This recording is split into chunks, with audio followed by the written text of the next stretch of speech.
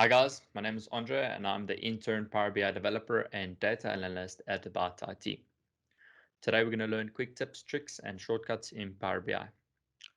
First one we're going to start off with is changing queries. This is more of a tip if you're stuck in Power BI and don't know where to go and to get your SQL query from that your report's currently running. First thing we're going to do is you're going to click on transform data. You'll see two options again, transform data and data source settings. Now, ideally you would think it would lie in data source settings, so we'd click on it. You click on change source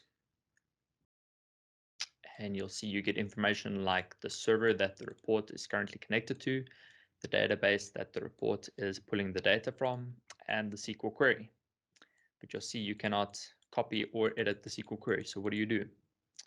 Not a problem. You go back, click on transform data, you click on it again,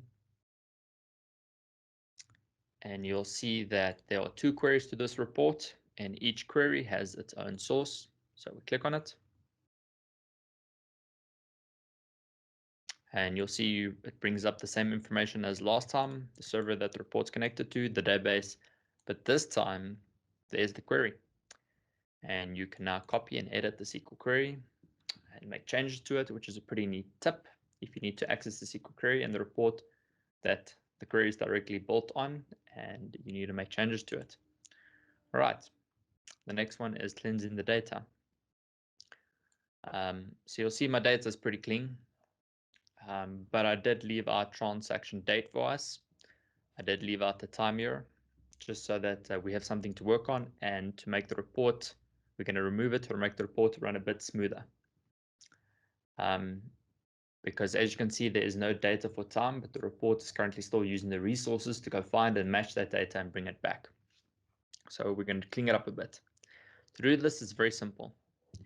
Either right click on Tron date and you click on change type and you click on date, or you click on that little calendar icon over there and you click on date and you click insert.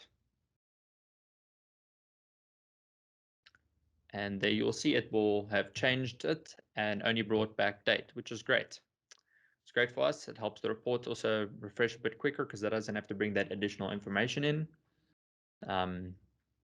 If you want to revert back these changes because you made a mistake maybe, all you do is you go to applied steps and you see there it says change type. You click on it and you click delete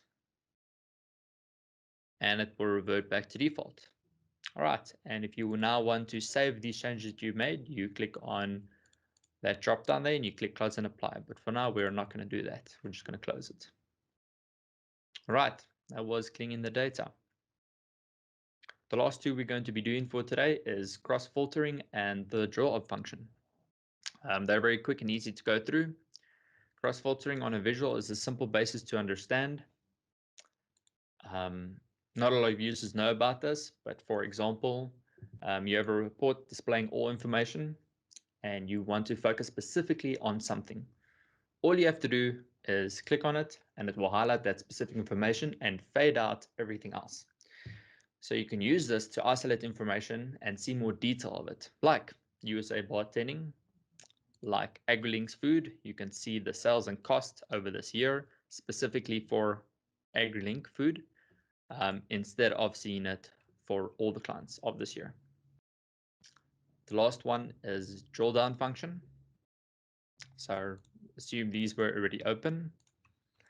Instead of having to go and individually close them, which takes a lot of time, and you know what I mean, it's not very efficient.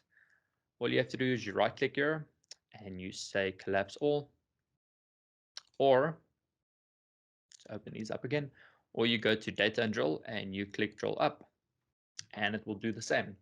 And this is pretty convenient for anybody who uses this report to understand this function. All right, that will be all for today. Thank you very much and enjoy your day.